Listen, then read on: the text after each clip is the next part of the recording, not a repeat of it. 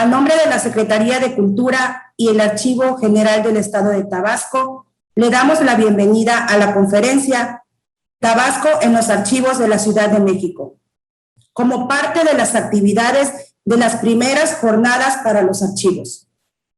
A continuación, escucharemos las palabras de bienvenida del doctor Jorge Luis Capdepón Ballina, quien es director general del Archivo General del Estado de Tabasco. Adelante, doctor, le escuchamos. Hola, ¿qué tal? Buenos días tengan todos ustedes. Un placer saludarles. A nombre de la Secretaría de Cultura y de su titular, el maestro Ramiro Chávez Gochicoa, y del Archivo General del Estado, les doy la bienvenida a esta conferencia que forma parte de las actividades de las primeras jornadas por los archivos en Tabasco, en el marco del Día Internacional de los Archivos, hoy 29 de junio de 2021. La legislación archivística vigente, y me refiero a la Ley General de Archivos y a la Ley de Archivos para el Estado de Tabasco, procura resaltar la importancia que tienen los archivos para la administración pública y como elementos para garantizar derechos humanos como el acceso a la información, a la transparencia, a la rendición de cuentas, a la verdad, a la buena administración pública y a la memoria histórica. De ahí que la Secretaría de Cultura y el Archivo General del Estado hayan organizado esta actividad, donde nuestro conferencista del día de hoy resaltará la importancia que tienen los archivos para la construcción de la memoria histórica de Tabasco. Bienvenido. Muchas gracias, doctor Capdepón. Esta mañana nos hace el honor de acompañarnos el doctor Carlos Enrique Ruiz Abreu, quien es director general del Archivo General de la Nación, quien nos disertará esta conferencia. El doctor Carlos Ruiz Abreu tiene estudios de licenciatura, maestría y doctorado en Historia de México por la Facultad de Filosofía y Letras de la UNAM.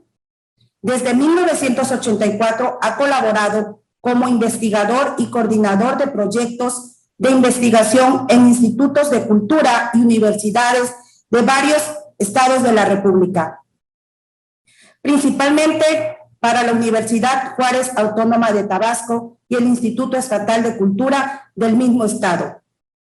Entre 2002 y 2018 fue director del Archivo Histórico de la Ciudad de México. A partir de diciembre de 2018 es director general del Archivo General de la Nación. Su experiencia en el Archivo General de la Nación, en particular, y en archivos de la Ciudad de México y de varios de la República, data de más de 3 décadas. Todo ello lo respaldan sus más de 28 libros publicados como autor, en coautoría y como coordinador. Algunos de los últimos títulos son, en 2009, Historia Política Contemporánea de Tabasco, 1958, 2008, Coordinador, México, Gobierno del Estado de Tabasco. En 2010, Historia del Palacio de Gobierno de Tabasco, 1884-2010. Coordinador, México, Gobierno del Estado de Tabasco. En 2010 también, Tabasco en los archivos Carlos Basabe, Juan Barragán y Amado Aguirre. Guía documental para la historia de la provincia de Tabasco. 1539-1885, Universidad Juárez Autónoma de Tabasco. En el 2015, Las Fronteras del Agua, Historia de los Límites Territoriales de Tabasco, Universidad Juárez Autónoma de Tabasco, en coautoría con Jorge Luis Capdepón Ballina. 2016, La Intervención Francesa y el Triunfo Liberal de Tabasco, 27 de febrero 1864, coordinador, México, Gobierno del Estado de Tabasco, Instituto Estatal de Cultura. En 2007, El legado de Juárez a Tabasco, Leyes e Ideas, 1855-1872, Guía documental, Universidad Juárez Autónoma de Tabasco. Adelante, doctor Ruiz Abreu, le escuchamos. Gracias por la invitación. Estoy infinitamente agradecido con los organizadores, con la Secretaría de Cultura del Estado y el Archivo General del Estado de Tabasco, Gracias por esta invitación. Mi charla voy a dividirla en dos partes. Primero, trataré en general los archivos como fundamentales para construir la historia en general y en particular de Tabasco. Y la segunda parte haré precisiones muy exactas sobre los apuntes, sobre los grupos documentales en los que yo he incursionado en los últimos 40 años en el Archivo General de la Nación y en otros archivos y bibliotecas de la Ciudad de México. Así que comienzo por decirles que los historiadores debemos trabajar para combatir la ignorancia en la historia. Debemos trabajar para conocer cómo y por qué somos los tabasqueños de una manera y no de otra. Nuestro compromiso debe ser educar al pueblo y a los gobernantes. Solo así se podrán tomar mejores decisiones en el presente. La historia sufre hoy un cáncer que espero no sea terminal, el cáncer de la conciencia histórica, tanto en la forma y método para construir la historia, como en la manera de análisis de uno o más hechos históricos. No hilamos el presente con el pasado y viceversa. Muy simple, hagamos una pregunta. ¿Creen ustedes que la historia se repite? ¿Es igual la corrupción de un gobernador de la época colonial a la de un gobernador de hoy? Obviamente no es igual. Se parece. La historia jamás se repite por el tiempo y por el espacio. Francisco de Amusquivar en 1880 y Andrés Granier en 2012, los dos fueron gobernadores del estado de Tabasco. Cometieron el mismo delito. Los dos fueron a parar a la cárcel, pero son épocas distintas. Incluso utilizaron diferentes métodos y técnicas. Para conocer cada caso en lo particular y en lo general, debemos recurrir precisamente a los archivos. Las nuevas tecnologías en la historia tienen ventajas y desventajas. Por ejemplo, si buscas historia de Tabasco en Wikipedia, te da brochazos de esa historia, es casi perfecta para los turistas. Son brochazos de historia, brochazos de hechos cronológicos. Sirve muy poco para investigar o reflexionar sobre un acontecimiento. Debemos tener cuidado y más por la información que difunden. Precisamente para combatir estas inconsistencias están los archivos. Un solo ejemplo. Le pones en el cursor sobre el nombre en el índice que aparece en Wikipedia, donde dice época de Tomás Garrido Canaval, y aparece un recuadro que dice, entre comillas, Tomás Garrido Canaval fue un político militar y reformador de México. Cierro comillas. Aquí hay dos verdades y una mentira. ¿Fue político y reformador? No hay duda, pero militar, obviamente no. Al menos no conozco libro alguno que lo mencione. No aparece como tal en el Archivo Histórico de la Defensa Nacional, ni en los miles de documentos que he revisado de su archivo personal en el Archivo General de la Nación. Si alguno de ustedes sabe de dónde salió el dato, le agradeceré que me lo hagan saber para disminuir mi ignorancia. Los medios de comunicación, la historia y los archivos.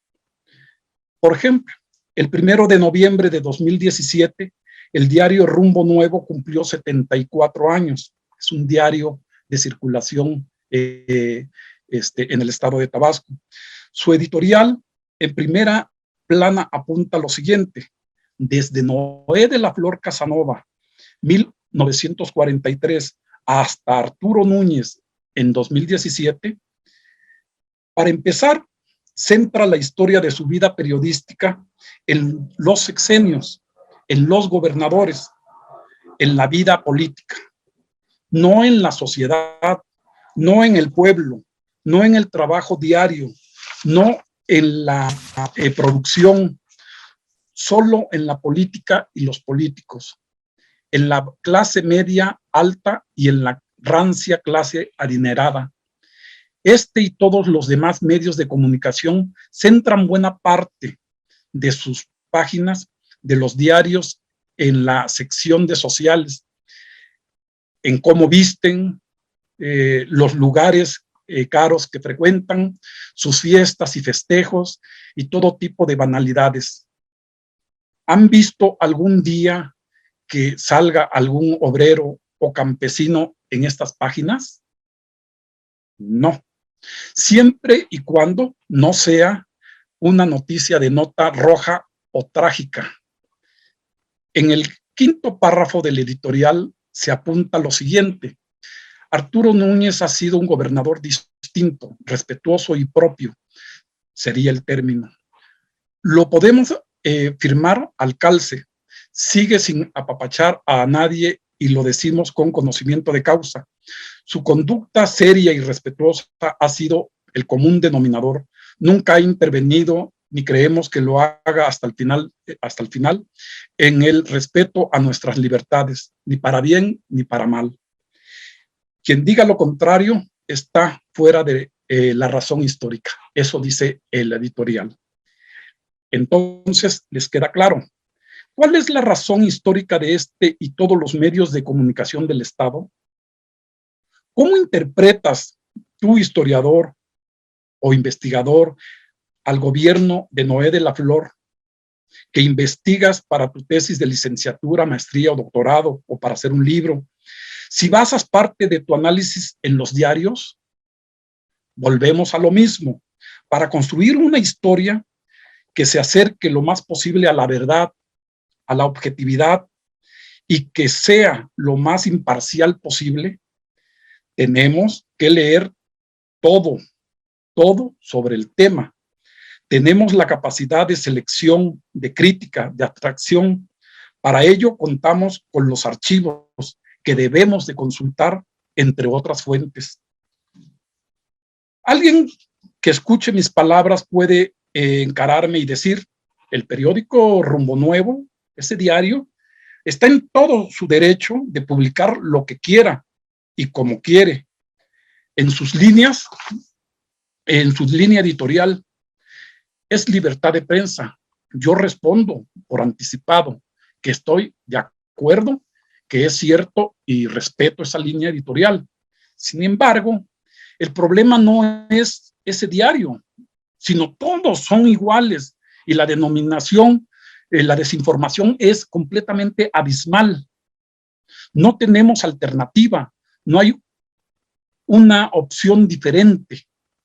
Ahí es donde, como se dice en dicho popular, la puerca tuerce el rabo y la historia se ve afectada. Ejemplo, se presenta un libro en la Casa de la Cultura de la Universidad Juárez Autónoma de Tabasco, en el Centro Cultural El Jaguar Despertado, en la grandiosa y majestuosa Biblioteca Pino Suárez.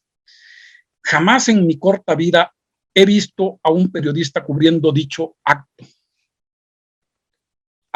Pero eso sí, que venga a ese acto el señor gobernador o en algún secretario, porque caen todos, como dicen en mi pueblo, como chombo. La universidad, la Secretaría de Cultura o cualquier otra institución tiene que pagar la inserción para dar a conocer el acto. Si no lo hace, la presentación, los comentarios, quienes participaron, el público, todo se pierde y no se registra nada en la memoria y obviamente que no queda nada en los archivos. La historia se construye con muchas fuentes, indudablemente. Para construir la historia, para reconstruir un hecho histórico necesitamos muchas piezas y Aun cuando tomemos el mismo tema con los mismos documentos, podemos llegar a distintas conclusiones o a las mismas, pero por diferente método. Esto es lo que acerca a la historia a ser una ciencia precisamente. Por ejemplo, 10 historiadores deciden hacer historia del cacao. Tabasco, durante toda la época colonial, fue la primera provincia productora de cacao que abastecía a toda la Nueva España, y más allá de sus fronteras se exportaba cacao a diferentes partes del mundo. Y a nivel internacional, pues éramos la segunda o tercera potencia, después de Guayaquil o Maracaibo. Entonces, 2 de estos historiadores estudiarán en la época prehispánica, 2 en la colonia, 2 en el siglo XIX, 2 en el siglo XX, 2 en la actualidad. Otro grupo de historiadores enajenados por el cacao, como un servidor, decide estudiar el cacao de manera temática. 2 quieren saber sus propiedades alimenticias. 2 rastrean el comercio de una época determinada. 2 quieren saber las plagas y las demás enfermedades que ha sufrido la planta a lo largo de su historia o en una época determinada. 2 quieren saber la producción por día, por mes, por año. 2 quieren saber cómo el comercio interno y nacional de la semilla, cómo es. 2 quieren analizar las 2 o 3 compañías que a nivel mundial monopolizan la pasta y por consecuencia los chocolates. Esto pasa también con el café y otros productos de nuestra tierra. 1 kilo de pasta la compran en Tabasco, un ejemplo, a 100 pesos. Esa pasta transformada en chocolate y vendida en París o en Nueva York, son vendidas a 5,000, el equivalente a 5,000 o 10,000 pesos, según el producto. Toda esta información sobre las diferentes temáticas del cacao la podemos encontrar, la podemos extraer precisamente de los archivos. En el camino de hacer historia y ser un historiador, hay un ser con peculiaridades. Se lo digo por experiencia. Con traumas y virtudes.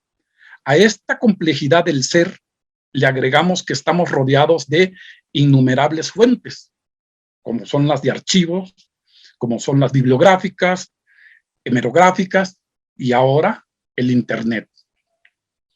Con este mensaje deseo que capten todos que escribir historia no es un paseo por las nubes, es inmensamente sencillo, igual que inmensamente complicado, según el camino que tomemos para construir la historia. ¿Cómo escoger el camino adecuado? Bueno, precisamente en eso estamos y de eso se trata esta charla, de invitarlos a ese camino profesional y científico. ¿Qué espero de los historiadores y de los investigadores tabasqueños? Que asistan a los archivos y bibliotecas. En ellos podrán hacer investigaciones sobre las rancherías, los pueblos, los municipios, sobre la sociedad, las clases sociales, sobre un personaje conocido y no tan conocido, sobre los ricos, sobre los pobres, sobre una colonia. Me gustaría saber, por ejemplo, cuándo y por qué en Tabasco ha crecido o disminuido su economía a lo largo de su historia, cuáles son las causas. Debemos de hacer historia sobre la concentración económica en unas cuantas manos, por ejemplo. El poder político y la desigualdad que trae consigo el sistema actual. Eso no se ha hecho. Hay pinceladas, pero no se ha hecho. Para encontrar un tema de investigación, yo aconsejo que recurran a Freud, pues debemos de interpretar nuestros sueños. Solo así podremos acertar mejor en el tema y no equivocarnos. Un ejemplo, yo soñaba regularmente con mi pueblo, un pueblo de pescadores de la costa de Tabasco. Soñaba con su producción diaria de pescados y mariscos. Inconscientemente o conscientemente, es algo que nunca he podido descifrar, decidí estudiar el comercio de Tabasco en la época colonial, lo estudio desde hace 40 años. Ese comercio de Tabasco en la época colonial, la producción, el trabajo indígena, esclavo, el trabajo libre y el peonaje, las rutas de comercio y los mercados al interior y al exterior de la provincia, en la Nueva España. ¿Creen ustedes que mis sueños hayan influido en la decisión al escoger los temas de mis investigaciones?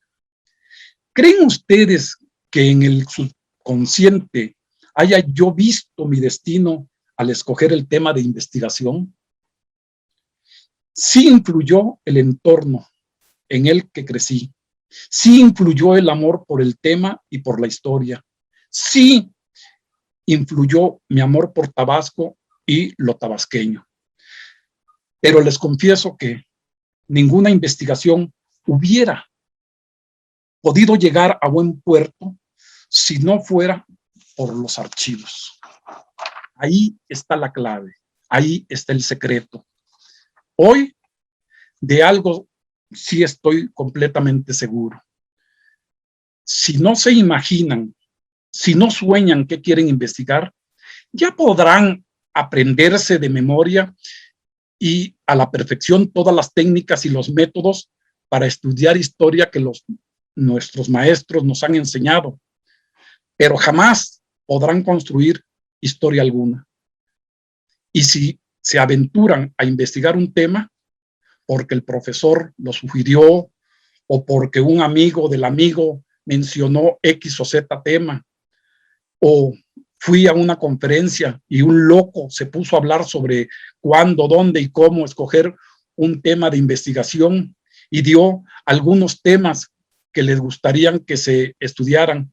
Y a partir de ese entonces me cayó el 20 y me puse a investigar sobre X tema. Al respecto, hay solo dos posibilidades. Se imaginan y sueñan con el tema y lo hacen suyo, o no se lo imaginan y ni sueñan con él y logran una investigación de refritos de otros autores. En pocas palabras, si no se enamoran del tema, si no se apasionan con él, no se metan porque van a salir raspados. Van a crear un Frankenstein de historia. Pronto se divorciarán de él, aunque cuando les sirva para hacer su tesis, pero no pasarán de ahí. Serán historiadores, pero sin historia propia. En los archivos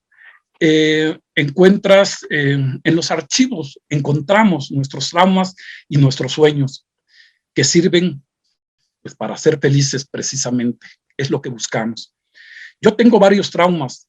De dos de ellos ya se dieron cuenta. La obsesión por el cacao y la historia de Tabasco en general.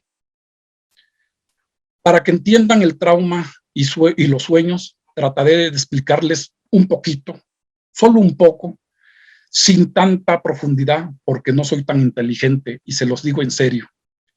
Desde que nací hasta los 15 años, vi en mi alrededor cómo se cortaban las mazorcas de cacao del árbol, cómo se repartían, cómo se les quitaba la pulpa blanca y se limpiaba la semilla, cómo se ponía a secar, cómo la tostaban, cómo la molían, cómo la hacían pasta, cómo se hacía el pozol, la bebida esta desde el mundo prehispánico que se toma en el sureste de México.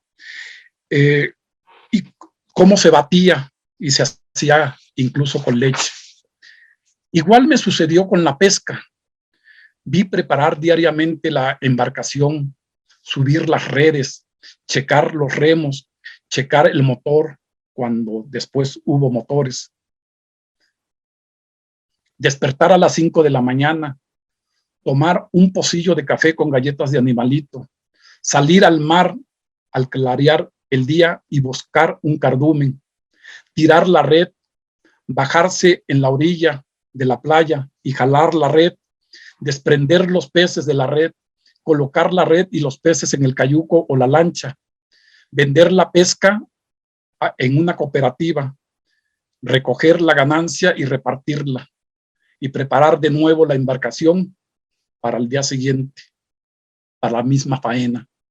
Supongo que este proceso repetido durante tantos años afectó mi mente, definitivamente. Hagan un ejercicio en este momento. ¿Cuántos de ustedes son nativos de Villahermosa, capital del estado de Tabasco? ¿Cuántos de ustedes son de los municipios? ¿Con qué sueñas tú que eres de la capital? ¿Con qué sueñas tú que eres de un municipio? El de Villahermosa sueña con los centros comerciales, con las 8 tiendas Chedraui. El de Cárdenas sueña con plantíos de caña de azúcar. El de Nacajuca sueña con los plantíos de cacao. El de Balancán sueña con la ganadería. Ya ven qué fácil, ya tienen cada uno de ustedes, un tema, gracias a sus sueños, igual que yo, supongo. A los historiadores, los retos a ser historiadores auténticos, no sintéticos. Dejen las redes sociales y serán historiadores auténticos. Si no pueden tener la capacidad de dejar 4 o 5 horas el celular para leer y reflexionar, olvídenlo, nunca serán un historiador auténtico. No podrán estar en una biblioteca o en un archivo. Los historiadores debemos construir una historia creíble y legible. Hay que conectar el presente con el pasado y el pasado con el presente. Hay que abandonar la descripción de un hecho histórico de manera simple y llano, por la narración con reflexión, con análisis, y conectarlo con el presente. Si lo logramos, comprenderemos más y mejor nuestra historia, nos conoceremos mejor a nosotros mismos, a nuestro entorno físico y cultural, podremos hilar los fenómenos de larga duración. ¿Por qué Tabasco se inunda y se seguirá inundando por siempre? ¿Por qué somos un pueblo ganadero, bananero y cacaotero?